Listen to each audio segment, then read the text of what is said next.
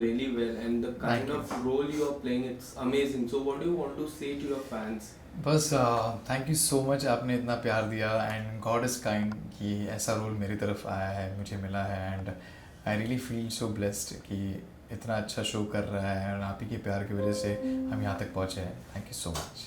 And as you started from Marathi cinema and now you are doing a Hindi show, so क्या कुछ कहना चाहोगे इस journey के बारे में? In between you have done so many things, so many shows. So क्या कहना चाहोगे इस shows के बारे में?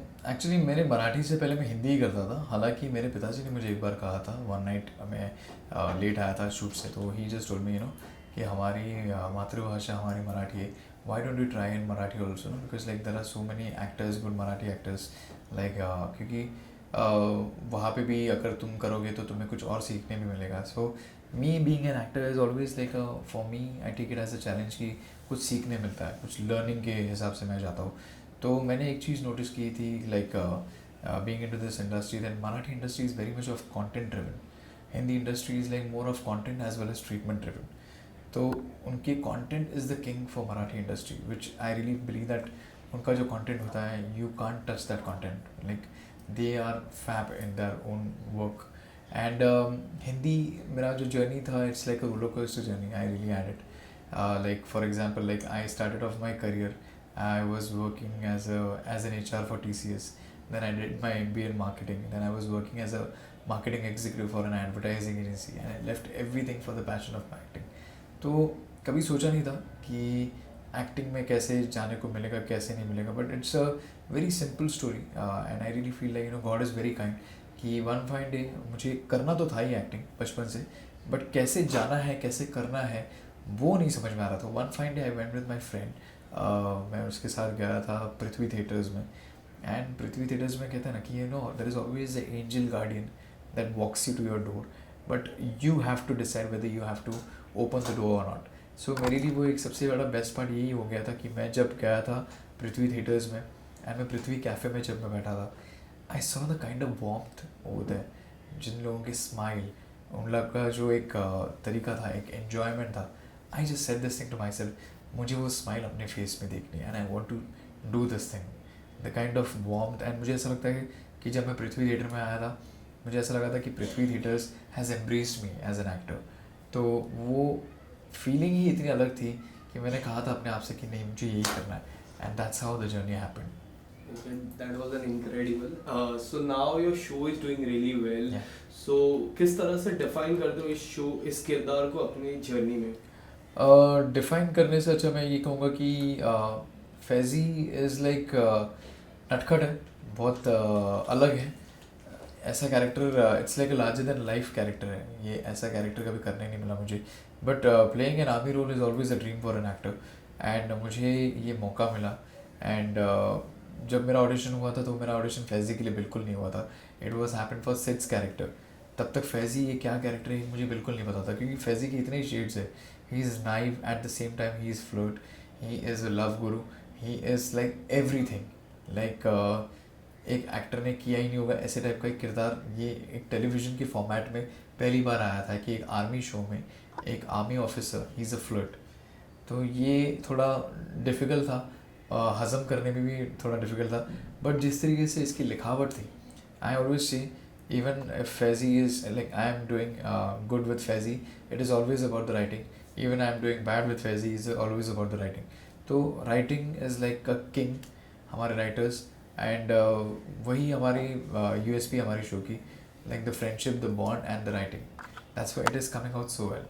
Okay, so फैज़ी की किरदार की मैं बात करूँ तो क्या कुछ आने वाले दिनों में टर्न एंड ट्विस्ट देखने मिलेगा? पहले तो आपको बहुत अभी मिशंस देखने मिलने वाले हैं, और उस मिशन के साथ साथ फैज़ी को एक जगह चोट लगती है. स्पॉइलर अलर्ट है, बट या कि उसको पुष्पा मारती है, एंड वो बेहोश हो जाता है, एंड वो हॉस्पिटल में है. बट वो हॉस्पिटल में होने के बाद क्या होता है कि करण थोड़ा और एजिटेट हो जाता है, कि वो एंग्री हो जाता है, क्योंकि ही is a angry young man in the show. And उसके लिए उसका दोस्त सब कुछ है, क्योंकि उससे ऐसा लगता है कि परम भैया के बाद अगर ये मेरा एक दोस्त है, इकलौता दोस्त है जो मुझे जानता है, जो मेरे लिए मतलब लाइक मैं उसके सामने ट्रांसपेरेंट हूँ, वो मुझे सब कुछ उसके. Faizi is like something like he knows everything about Karan, Karan knows everything about Faizi. तो इन दोनों का जो बॉन्ड है जिस तरीके से दिखाया है, एंड ये जो अभी अपकमिंग जो ट्रैक है जिसमें जो मिशंस आपको बहुत देखने मिलने वाली है, एंड उसी के साथ साथ रिपब्लिक डे का भी जो पूरा का पूरा डांस परफॉर्मेंसेस होने वाले, तो आई थिंक आपको बहुत एंटरटेनमेंट मिलने वाली है। ओके, सो आर्मी के किरदार की मैं बात करूँ तो अब हाल ही में रिपब्लिक डे आने वाला है।